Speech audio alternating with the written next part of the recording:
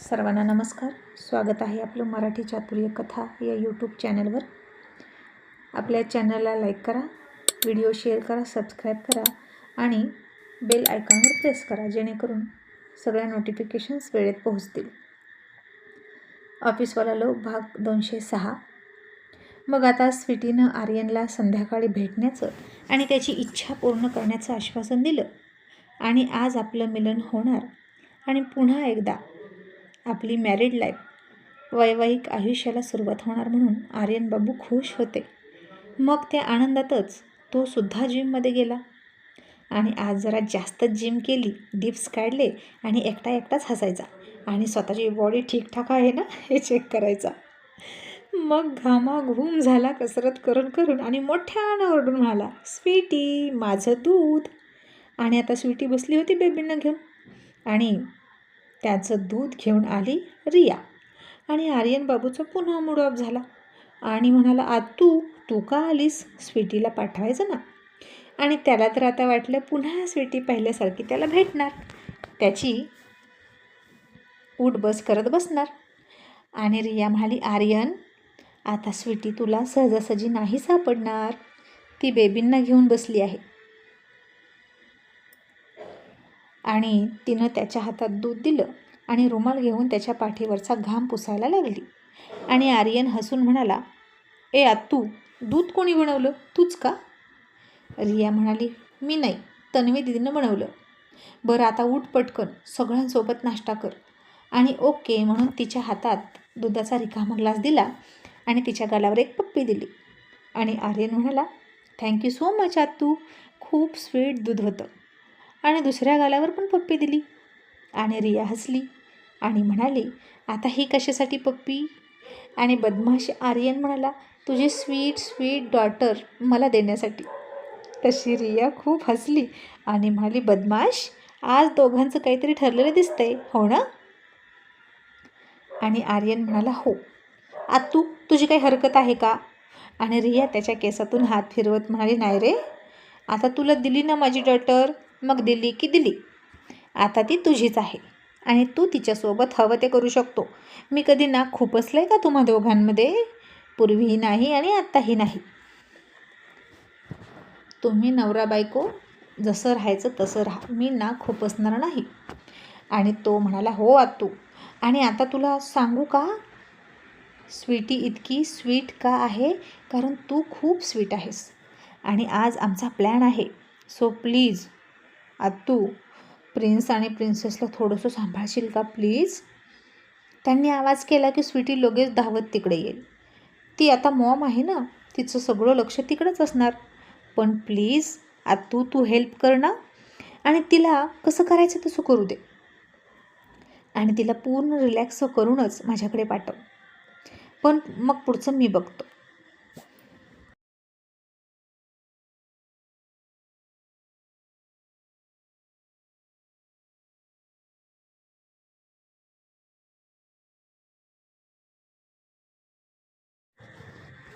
आणि रिया हसली आणि म्हणाली, बरं.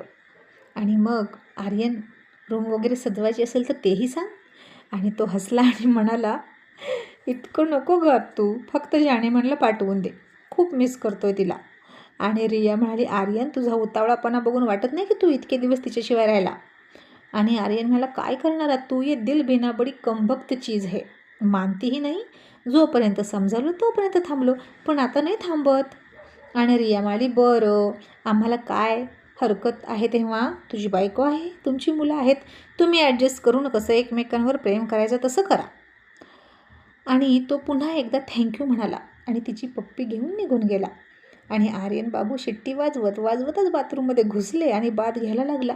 आणि इकडे स्वीटीसुद्धा आता त्यानं तिच्यावर केलेल्या चुंबनांच्या वर्षावानं शहारून शॉवरच्या वर्षावात नाहत होती आणि डोळ्यासमोरून आत्ताचा आर्यन हलतच नव्हता.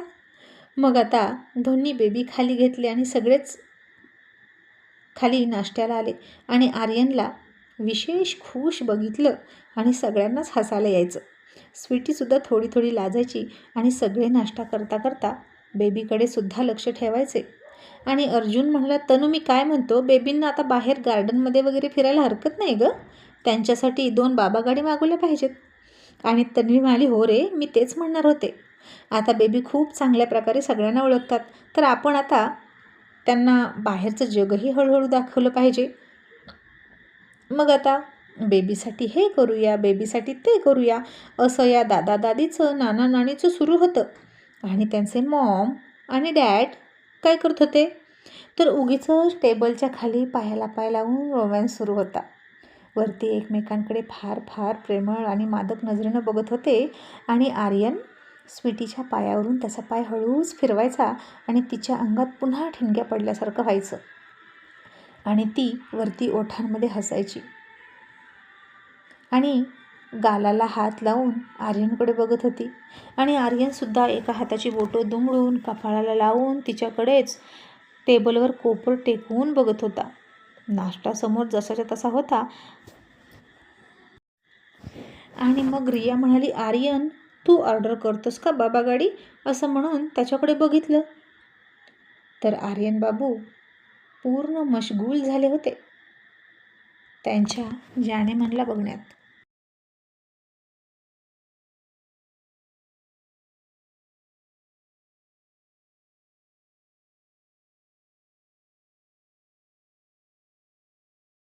आणि आता ते दोघे पूर्ण हरवून गेले होते एकमेकांच्या डोळ्यात. आणि यांचं काय करावं हे कोणालाही सुचत नव्हतं. आणि रियानं हळूच त्या दोघांच्या मध्ये प्लेटवर चमचा ठेवून वाजवला. तसे दोघेही भानावर आले आणि ते दोघे लाजून हसायला लागले. आणि तन्वी म्हणाली, बघ अर्जुन, तुझा टायगर कसा आहे आणि म्हणतो की मला स्वीटीसोबत तिच्या बेडरूममध्ये झोपू दे. आता बेबी राहायचे बाजूला आणि या दोघांचं असं सुरू होईल. आणि आर्यन ओशाळून म्हणाला, नाही गं मॉम, असं नाही होणार, आम्हाला पण बेबींची काळजी आहे ना. आणि तन्वी म्हणाली, दिसली काळजी बेबींची, आणि तू वेड्यासारखा करतच होता, पण स्वीटी कधीपासून वेड्यासारखी करायला लागली. आणि आता तन्वीला अजून माहीत नव्हतं स्वीटी सकाळी जाऊन 20 मिनटं काय करून आली होती आणि म्हणून वेड्यासारखी करत होती. तिच्यातल्या आईला आर्यन बाबूंनी थोडं मागे टाकलं होतं आणि तिच्यातली प्रियतमा वाईफ जानेमन पुन्हा जागी केली होती. आणि तिलाही आता आर्यन हवा होता. आणि आर्यनसारखीच अवस्था तिचीही झाली. आणि तिच्या कृतीतून डोळ्यातून ते स्पष्ट दिसायला लागलं की. आणि हे तन्वीने बघितलं होतं. आणि तन्वी म्हणाली, आम्ही काय तुमचे दुश्मन आहोत का, पण आर्यन पुन्हा बायको आहेच आणि आयुष्यभर तेच करायचं आहे. बेबी थोडेसे मोठे होईपर्यंत रिस्क आहे बेटा. आणि आर्यन म्हणाला, ओके मॉम, आय अंडरस्टँड. आणि त्यानं स्वीटीला थंब करून सांगितलं, काही नाही झालं, गुपचूप बस. कारण तन्वीच्या बोलण्यात असलेली थोडी नाराजी स्वीटीला कळली होती. आणि आपण चांगलं मॉम झालंच पाहिजे असं तिलाही वाटायचं. कुणीही आपल्याला म्हणू नये की स्वीटी तू बेबीकडे दुर्लक्ष केलं, त्यातल्या त्यात तन्वीनं म्हणू नये असं तिला वाटायचं. कारण आता तन्वी तिची सासू होती, ती तिची आत्तू आहे, तो भाग वेगळा. मामा तर काय लाडच करणार, पण एक जो असतो तो सासूचा धाक होता तन्वीच्या बोलण्यात. आणि स्वीटी घाबरायची.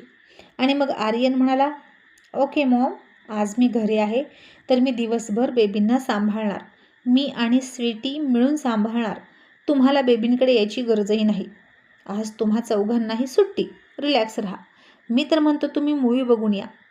तशी तन्वी म्हणाली, नाही नाही, मूवी वगैरे काही नाही, मी बेबीपासून हलणार नाही, ज्याला जायचं त्यांनी जा.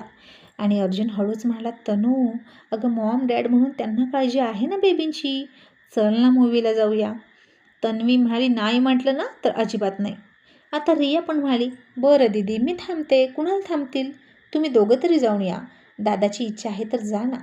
आणि आता अर्जुनही म्हणाला, तनू चल ना गं प्लीज, आता एक सोडून 4-4 लोक आहेत, आपण सगळ्यांनीच बेबींच्या भोवती गुंतून राहणं योग्य नाहीच. हळूहळू दोघांनी रिलॅक्स होऊया. आणि आता सगळेच म्हणाले, जा जा जा म्हणून तन्वी म्हणाली, ठीक आहे. मग आता दिवसभर आर्यन खरंच कुठे गेला नाही आणि प्रिन्ससोबत दोस्ती करण्याचा त्यानं प्रयत्न केला.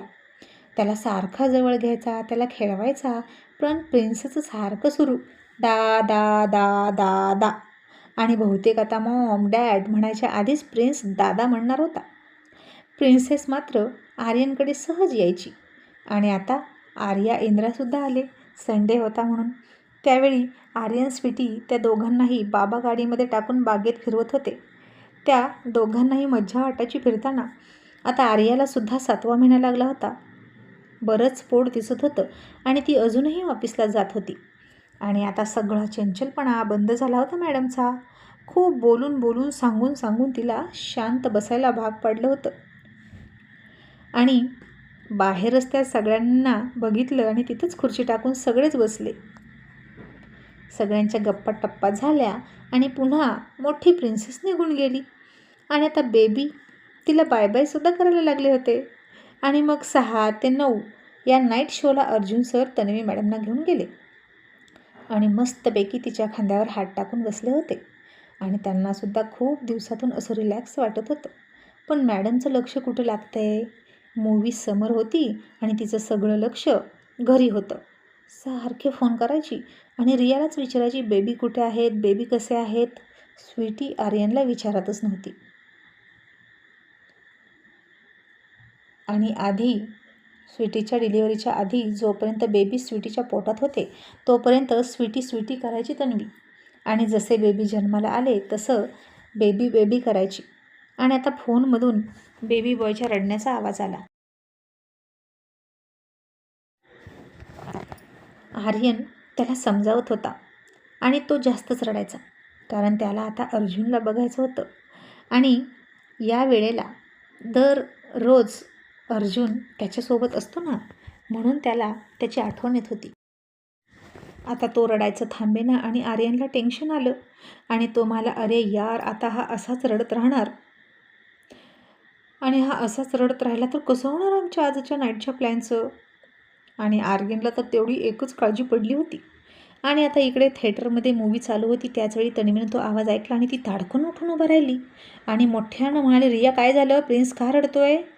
आणि अरे देवा, सगळ्यांनी आता मूवी सोडून तन्वीकडेच बघितलं.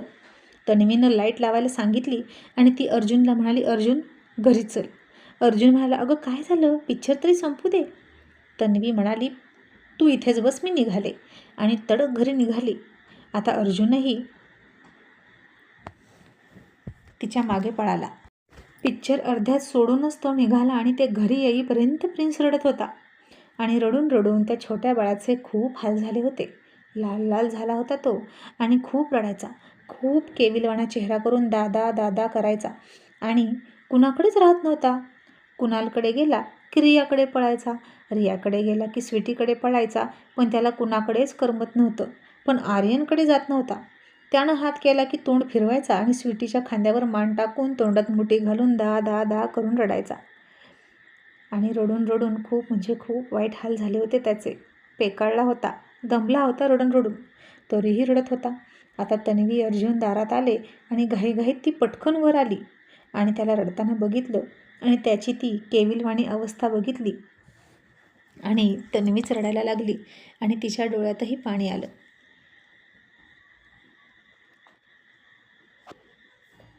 आणि आता तन्वीला सगळ्यांचाच खूप म्हणजे खूप राग आला. पिक्चरला घेऊन गेला म्हणून अर्जुनचा राग आला आणि पिक्चरला जा म्हणून तिला फोर्स केलं म्हणून या सगळ्यांचा राग आला. आणि तन्वीनं सरळ प्रिन्सला उचललं आणि खांद्यावर घेतलं आणि तडक ती खाली निघून आली रूममध्ये तिच्या.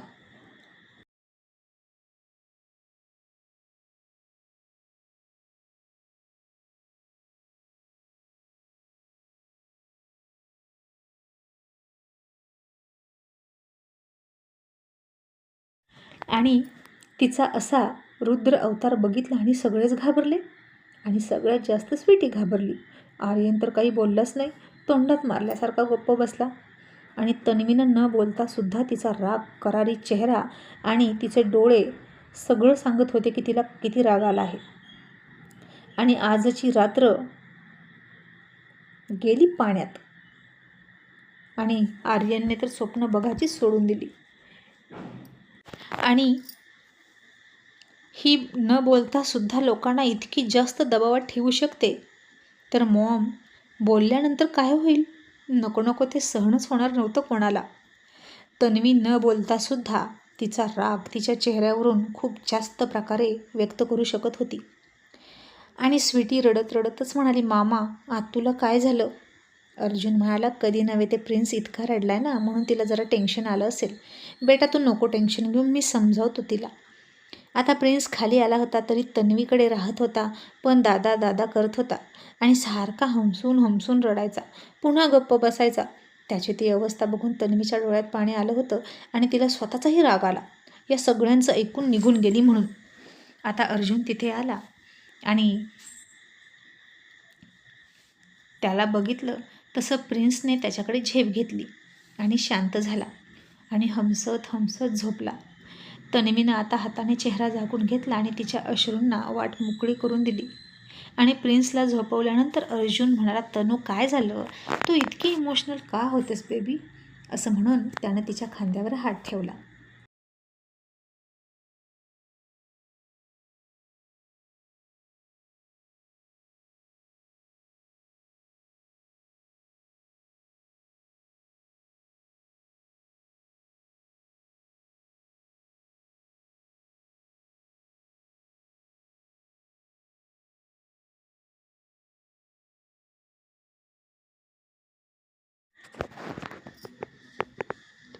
तशी तन्वी खूप चिडली आणि तिनं खूप रागात हात झटकला त्याचा आणि म्हणाली, हात नको लावूस मला, डोंट टच मी.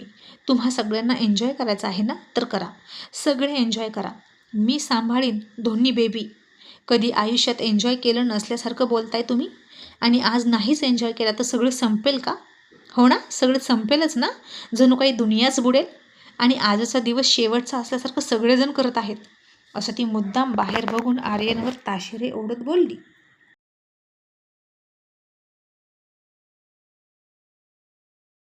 आणि ते ऐकून अर्जुन थोडासा ओशाळला आणि म्हणाला, तनू अगं इतकं काय झालं, रडतात ग बेबी, म्हणून काय झालं, कधी रडत नाहीत का?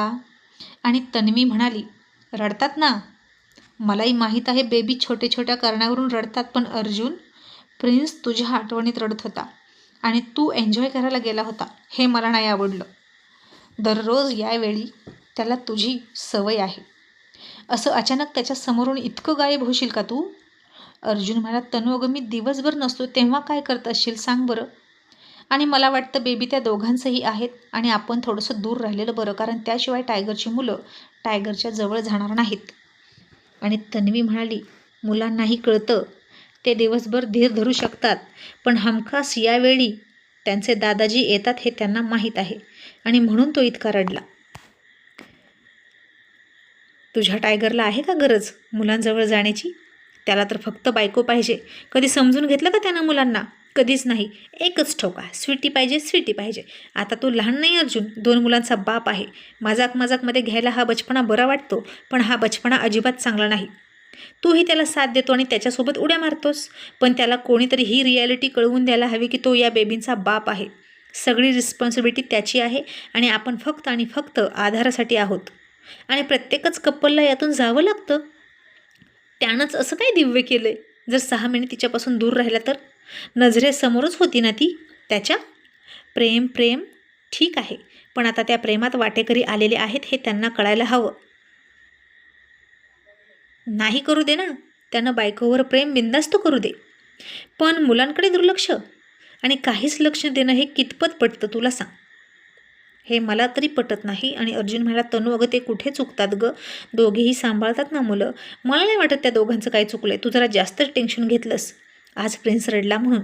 आणि तन्वी म्हणाली, असेलही कदाचित, पण आर्यननं बेबी बाबतीत सिरियस व्हायला हवं, मला इतकंच म्हणायचं आहे.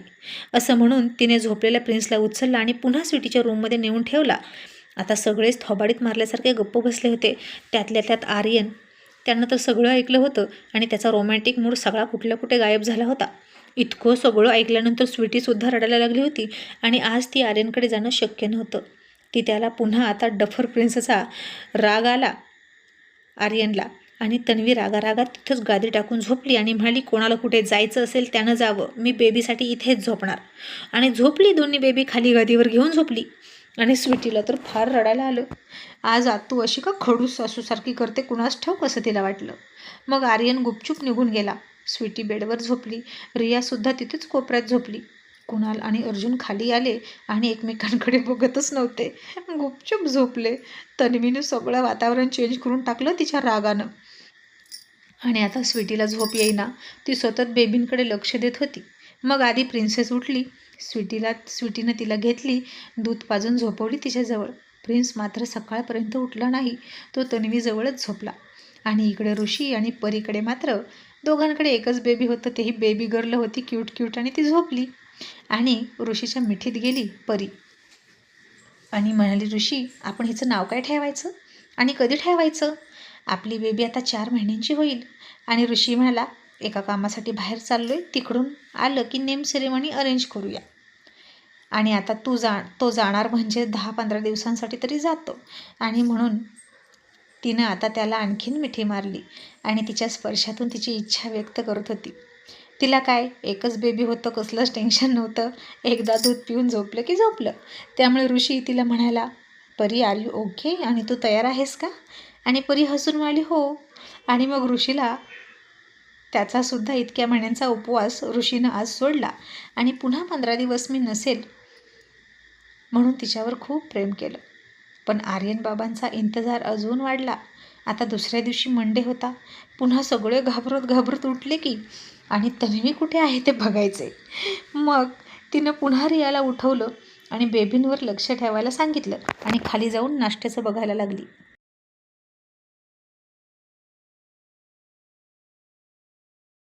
मग सकाळचं सगळ्यांचं आवरलं. सगळं बेबी खाली घेऊन आले आणि बाबा गाडीमध्ये बेबींना ठेवलं. आणि आता स्वीटी आणि आर्यनला स्वतःची मुलं असून त्यांना बोलायची भीती वाटत होती, कारण सगळा होल्ड बेबींवर आता तन्वीचा होता. आणि अर्जुनला आर्यनने खुणवलं आणि अर्जुनने डोळा मारला आणि आर्यन हळूच बेबी बॉयकडे गेला आणि त्याच्याशी दोस्ती करण्यासाठी हसून म्हणाला, prince, good morning, how are you my बच्चा? आणि तो छोटा प्रिन्ससुद्धा फार अकडू होता. तो आर्यनच्या पाठीमागे असलेल्या अर्जुनकडे बघून हसत होता, पण आर्यनकडे बघत नव्हता. सपशेल दुर्लक्ष करत होता. आणि याचं आणि माझं काय वाकडं आहे तेच आर्यनला कळत नव्हतं. पण आता तन्वी काही बोलत नव्हती. याचा अर्थ बेबीला बोलण्याची परमिशन आहे असं आर्यनला वाटलं. आणि आता प्रिन्स अकडूपणा करत होता. तरीसुद्धा आर्यन बेबी करायचा, खुळखुळा वाजवायचा, टेडीबेअर दाखवायचा, शिट्ट्या मारायचा. आणि तो तरीही बोलत नव्हता, बघत नव्हता. आणि म्हणून आर्यन तन्वीला म्हणाला, ए मॉम, बघ ना, आता मी आणखीन काय करायचं? आणि तन्वी तशीच वृक्ष आवाजात म्हणाली, आर्यन, बेबींच्या पुढे खोटी नाटकं केलेली त्यांना लगेच कळतात. प्रेम मनातून पाहिजे, वर नको. आणि आर्यन म्हणाला, मग माझं प्रेम नाही माझ्या बेबींवर असं म्हणायचं आहे का गं? बघ, आता तुम्ही दोघे आहात म्हणून मी जास्त रिस्क घेत नाही, पण मॉम, माझं प्रेम आहे बेबींवर. आता बघ कसा दूध पाजतो. असं म्हणून त्यानं प्रिन्सला दूध पाजलं, त्याच्या तोंडात बॉटल दिली आणि बेबी दूध प्यायला लागला. म्हणून आर्यनला आनंद झाला आणि आर्यन बाबू त्याच्यापुढे गाणं म्हणायला लागले, हम बाप है तुम्हारे, तुम बेटे हो हमारे, हमसे डरा करो, ओ हमसे डरा करो. आणि आता त्या प्रिन्सने तोंडातलं दूध फुर्र करून उडवलं आणि आर्यन बाबूचं अख्खं ऑफिसला जाण्याचा ड्रेस खराब करून टाकला. आणि आर्यन खूप चिडला आणि त्या बेबीला त्यानं खूप रागात बघितलं आणि याचं तर काय करू असं म्हणून रागानं मोठी आवडल्या. पण तन्वीकडे बघितलं आणि पुन्हा घाबरला आणि पाय आपटत पुन्हा चेंज करायला गेला आणि सगळे त्याला खूप हसायला लागले.